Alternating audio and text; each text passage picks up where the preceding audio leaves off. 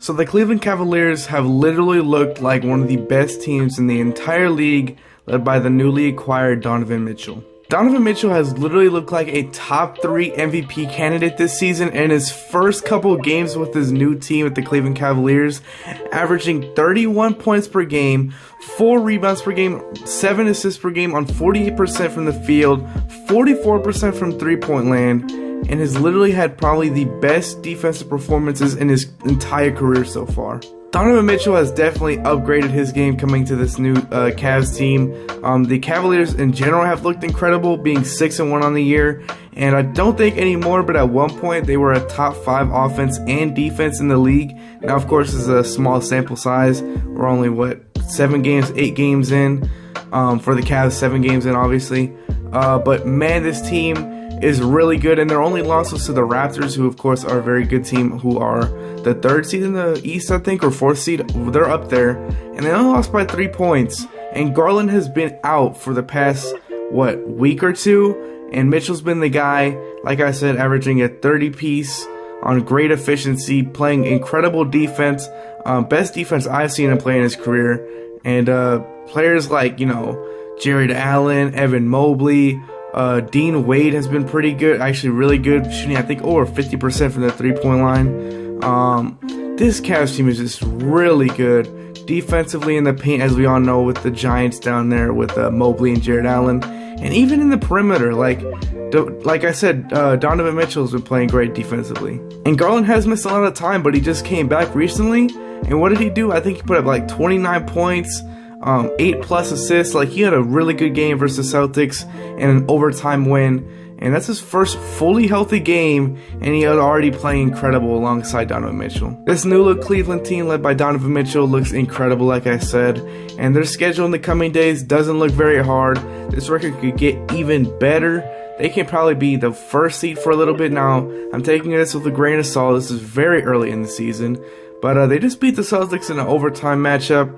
People are already predicting this could be the Eastern Conference Finals battle. Who knows? I won't be complaining because this matchup was very exciting to watch, and this team just looks very scary for anyone that comes in their path. And who knows? Donovan Mitchell can be the MVP this year in his first time in Cleveland. This can be an incredible story. We'll just have to wait and see. Another team I want to talk about who has been filled with drama for the past couple of seasons is the Brooklyn Nets. This team is just a mess on top of another mess, and then here comes another mess. With just a couple minutes ago, Kyrie Irving gets suspended for at least 5 games for the incident that went on social media and everything. I'm not going to get too in depth in that. You can have your own opinion on that. I won't try and persuade you or anything. But Kyrie Irving did get suspended for at least 5 games from the Brooklyn organization. Simmons has been disappointing to say the least. I mean, no aggression in his game really. Defensively, I haven't been impressed. The playmaking has been alright, I guess, but offensively, he's really just in the dunker spot. Who knows, with Kyrie Irving out now, he might be taking on that playmaking, ball handling role more often now. But it is only 5 games at least, so who knows, this might, spark something in him to be more aggressive. But Durant and Kyrie have really just been the whole entire offense for Brooklyn.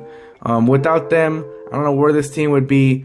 Even the first game of the year I said that, and Kyrie Irving played bad. It was just Durant at the time, so at least they have Kyrie playing well. But even that, now he's suspended, so Durant, I'm sorry you have to go through this. It's really just you out there offensively as of right now. And just everything else, defense has not looked good at all, and their rebounds are just flat out, their rebounding is flat out horrible. And I didn't even bring up the fact that their head coach just got fired a couple days ago, Steve Nash. And of course, Steve Nash wasn't very much of a good head coach, if I'll be honest. He apparently, lost the locker room. I wouldn't doubt it. Even last year, didn't really seem like he was that good of a head coach. He was just kind of someone that the players wanted. And even that, we go back to what Durant wanted this offseason with Steve Nash being fired. And he was the one that literally put him in that situation, but I don't know, very confusing situation in Brooklyn. They're still one of the bottom teams in the East, even with this big 3 they have. Just very disappointing over there. Let's move on to another disappointing team while we're at it. Philadelphia 76ers, who have not been good at all, and one of the most disappointing teams in the entire league behind the Brooklyn Nets. Of course, I think Brooklyn is like everybody's most disappointing team so far, but Philly's definitely up there, being like the 9th seed or something when I'm predicting them over here, top 3 seed or wherever I predicted them. And just very disappointing and horrible news for this Philadelphia. James Harden's going to be out for a month, I think. Just not good at all. James Harden just coming off of an injury, and he's already hurt, 7 games into the season already. Not good news at all. Tyrese Maxey has definitely had his moments for this team so far this season, but obviously James Harden is a better player. But Tyrese Maxey might be able to spark something into this team, get him, winning a little bit, but losing James Harden on an already struggling 76ers team on both ends of the floor, big hit for this team, who already had high expectations coming into this season. Obviously not meeting them as of right now. Very early in the season though, so obviously I'm not saying they're going to be the bottom seed in the East, but just right now it's not looking good. And Doc Rivers, them old Celtics championships, you might not be able to hold on to them anymore, because Doc Rivers is on the hot seat as of right now. He can be out of Philly real soon. Now, a few other teams I want to talk about is the Warriors starting pretty bad out this season, I'm going to be honest. Being the defending champions, the defense hasn't been there. Just really anywhere on the floor in the paint, in the perimeter or anything. The defense has just not been great. They did lose Gary Payton II. Draymond Green hasn't really been all that good. But, Curry's been real good at least, putting up MVP numbers as usual. What we expect from Steph Curry at this point of his career. But everything else has been really inconsistent and pretty disappointing for the defending champions coming out this slow. But still early on, still the Golden State Warriors, still one of the best dynasties we've ever seen. So I assume they'll figure it out. But as of right now, it's not really looking incredible. But when you have Steve Kerr as your coach, Stephen Curry, Clay, and Draymond, Jordan Poole, you still have the core group of guys that just won you a championship. I assume they'll figure it out eventually. Utah and San Antonio. These teams are the definition of underdogs this season, being counted out since day one of losing their stars such as Donovan Mitchell, Rudy Gobert, and DeJounte Murray. Just been counted out, really been said throughout all the media and through all the videos and everything that they'll be one of the bottom teams in the West. And look at them now. They have better records than the Golden State Warriors, like I just mentioned, the New Orleans Pelicans, who I made a video about how I think they're championship contenders soon, and the Denver Nuggets and the Dallas Mavericks. Just an incredible underdog story. Nobody expected this. I didn't even expect this, and I'm a Spurs fan. But these two teams have just been incredibly fun to watch, especially my team, of course, the Spurs. Leading the league in assists at one point. I don't know if they still are, but last time I saw they were. Just incredible basketball being played. Keldon Johnson shooting like, I don't know what the percentages are at all, but I know he's 20 plus over the past couple of games. 20 straight at one point. I think it was like 25 plus straight. I don't know. Keldon Johnson has been great this season. Borderline all-star. And Devin Vassell has been great when he's actually played, yet he's not playing right now. But hopefully he gets back in the starting lineup. As we all know, he's really good. Just this team has been really good. And this is a real underrated, I don't know, like hot take for Spurs fans. But Scoot Henderson, if we do eventually fall, I'm kind of hoping we do. We're not going to do nothing in the playoffs. Like, this team is playing good right now, but there's some heavy hitters out there that we stand no chance against. So I do hope we fall in the standings eventually, but this is real fun to watch as of right now. But Scoot Henderson, if we land Scoot Henderson, Victor Wembanyama is the talk of this next draft class. But Scoot Henderson, if we get Scoot Henderson on this team with all these shooters we have, with Josh Richardson if he stays, Keldon Johnson, Devin Vassell, this team is going to be nasty. Scoot Henderson might be averaging 8 assists his rookie season. Just really nice fit if he were to be on this team next season. Of course, Victor Wembanyama, of course, would be an amazing pickup too. But I'm just looking at the fit. That could be really nasty. And Spurs fans, we love some nasty. Utah has been really good as well. Jordan Clarkson, Lauri Markkanen, the standout in Utah. Very good. I think he's averaging like 20 and 10 or something close to that. Both these teams have borderline all-stars, especially with the way they've been playing, especially the way every media outlet basically counted them out before the season started. And I'm not saying like all this because I think they're going to keep all of this up. I do expect them to fall, just like I expect the Warriors to rise up again throughout the season. But as of right now, this is really interesting to watch these underdogs rise up above the adversity and play their butts off. Another very surprising team this season, the Portland Trail Blazers. They've actually looked very fun and very interesting towards the latter end of this season. I think they can be possibly skipping out on the plane and making the playoffs with how good Dame has looked when he's healthy, Simons has looked. And one of my favorite rookies coming out of this draft class is Shaedon Sharpe. He's actually looked very good, like NBA ready, playing defense on one of the better players in the league, and just very good for this Blazers team. And Nurkic has had his moments. Josh Hart is one of the better pickups this offseason. Just really good players and players that know their role and play it to perfection. Exactly the type of players you need around a superstar like Damian Lillard. And unfortunately, he got hurt and will miss some time. But hopefully it's not a lot of time. I don't remember the exact timetable, but hopefully it's not a lot of time. And if it isn't, this team can go far.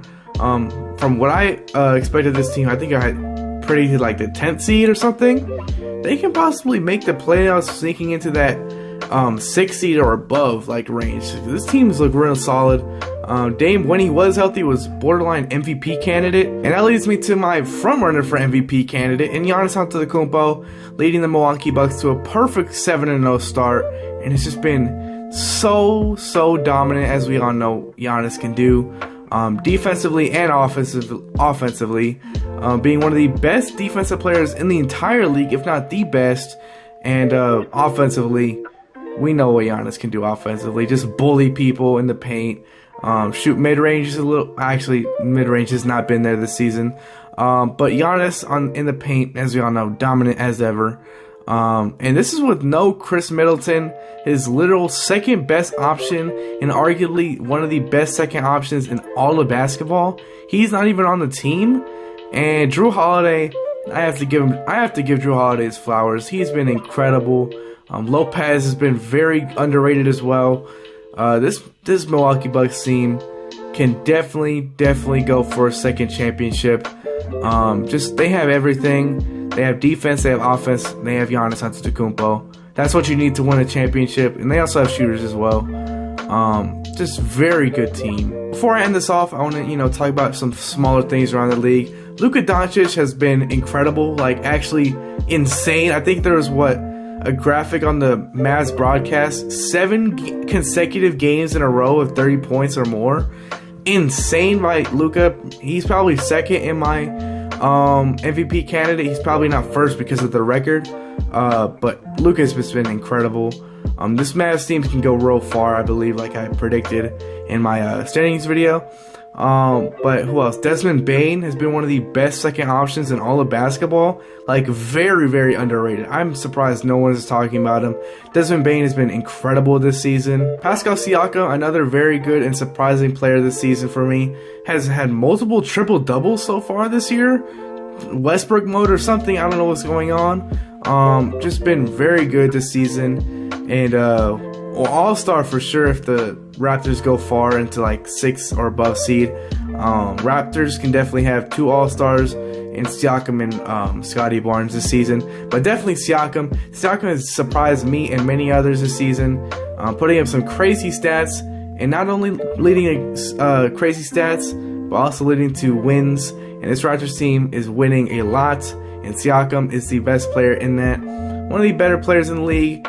And as of right now, is sneaking into MVP conversations. I somewhat mentioned Westbrook in that last thing about Siakam, and that leads me to my next point with the Los Angeles Lakers.